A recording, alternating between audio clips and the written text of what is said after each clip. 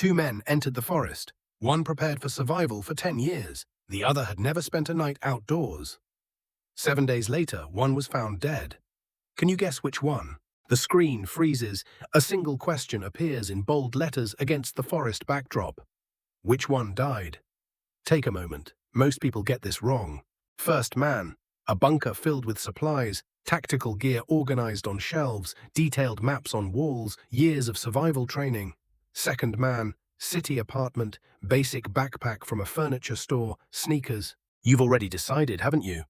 You're already certain which one survived, but here's what most people don't understand. Preparation doesn't always mean what you think it means. This is a true story. Names have been changed, details have not. By the end, you'll understand why everything you know about survival might be wrong. I'll tell you 3 things you'll learn by the end. Why experience sometimes kills, which skill saves lives most often, and it's not about the forest. What the survivor did in the first 6 hours. Meet the first man, call him Alex. 52 years old, 10 years in the prepper community, his own bunker, 3 months of food stored, hundreds of hours in survival courses. Alex never went alone. Every survival trip was with his group. Always planned, always in familiar territory. His gear was perfect, everything labeled, everything in its place. He was ready for everything. Zombie apocalypse, economic collapse, natural disaster. Everything. Except one thing. And that one thing would kill him. Now meet the second man. Call him Ben. 27 years old. Never spent more than 1 day in the forest. Took this hiking trip as a joke after a bet with a friend. Ben's gear was basic, cheap, partly wrong, but he did one thing right before leaving. He called his mum and told her exactly where he was going. Remember this moment, 7:41 a.m. Ben takes a selfie at the forest entrance. Location services are on. This single action will determine everything that follows. 2 different men, 2 different approaches, both enter the forest on the same day. Different areas, both alone, and for both, this is the first time without a group. Day 1, everything goes according to plan. Alex sets up camp by protocol.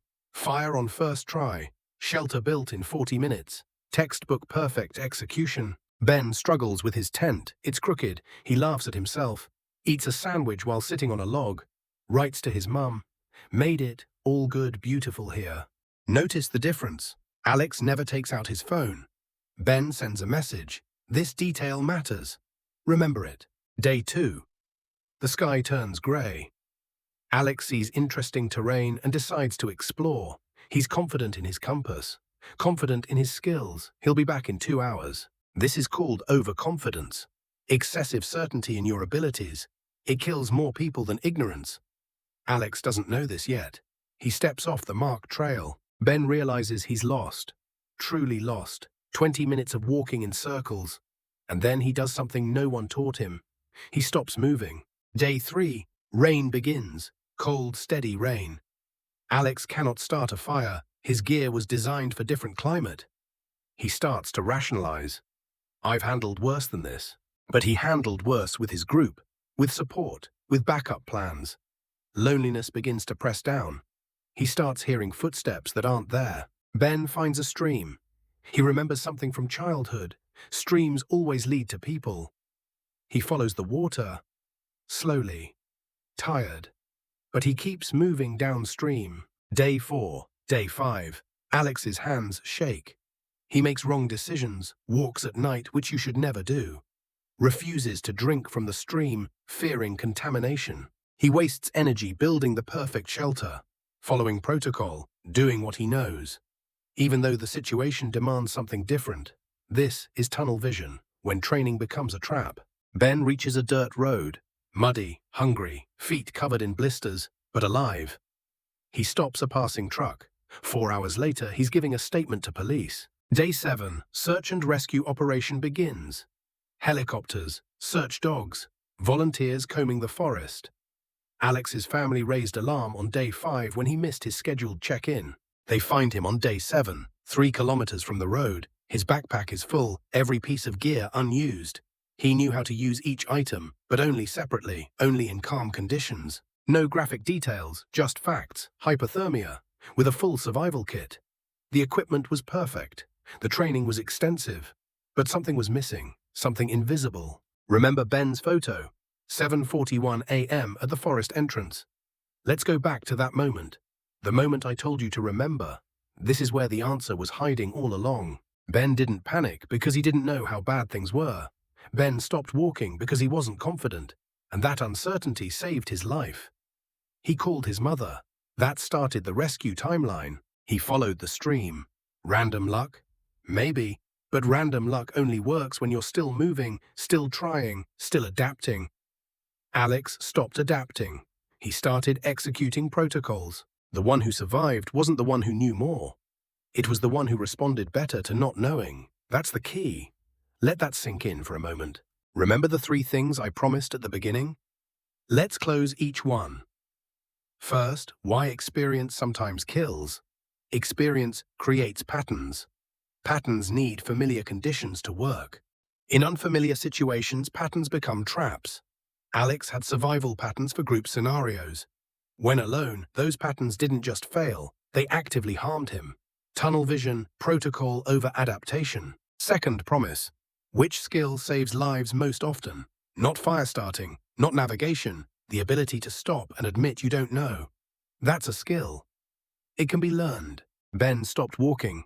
Alex kept building. Ben accepted uncertainty. Alex fought against it. The forest doesn't care about your credentials, it only responds to your decisions in that moment. Third promise. What the survivor did in the first 6 hours. Before entering the forest, he told someone where he was going. One action, one decision, everything depended on it. This story isn't about the forest. It's about any situation where your familiar tools stop working. New job, relationship crisis, financial collapse, medical emergency. Anywhere the rules change. Preparation isn't a stockpile of supplies. Preparation is the ability to not know and not break from it. To stay flexible when everything becomes unfamiliar. That's real survival. Now, I want to ask you a direct question. Is there any area of your life where you're so well prepared that you've stopped noticing when the situation has changed? Think about it. Your job, your relationships, your health routines, your beliefs about yourself. Where are you executing protocols when you should be adapting? Take a moment. Next video will cover a different case. A group of prepared people who survived because one person admitted they didn't know something, and the whole group changed their plan. If you want to see that story, you know what to do. Hit subscribe, turn on notifications. This is exactly what those are for. Stories that challenge what you think you know. Leave a comment if this changed how you think about preparation. What's one area where you might be too confident? Share if you're comfortable. Others might learn from it. Before we end, let me take you back one more time, to that forest, to that fog. But now you see it differently. Now you understand what you're really looking at. 2 men entered. Same forest, same week. One had every tool, one had almost nothing. The difference wasn't in their packs, it was in their minds, in their ability to adapt. Alex died doing what he was trained to do, following protocols, building shelter, managing gear, everything correct by the manual, everything wrong for the situation. Ben survived by breaking every rule experts would teach. He wandered without a plan, followed intuition, admitted defeat, asked for help, and lived. Sometimes ignorance paired with humility beats knowledge paired with pride. The forest is a teacher. It doesn't care about your resume. It only responds to who you are when everything you rely on stops working. That's the real test. This happens in business. The experienced executive who can't adapt when the market shifts. The expert who misses obvious solutions because they're not in the manual they memorized. It happens in relationships.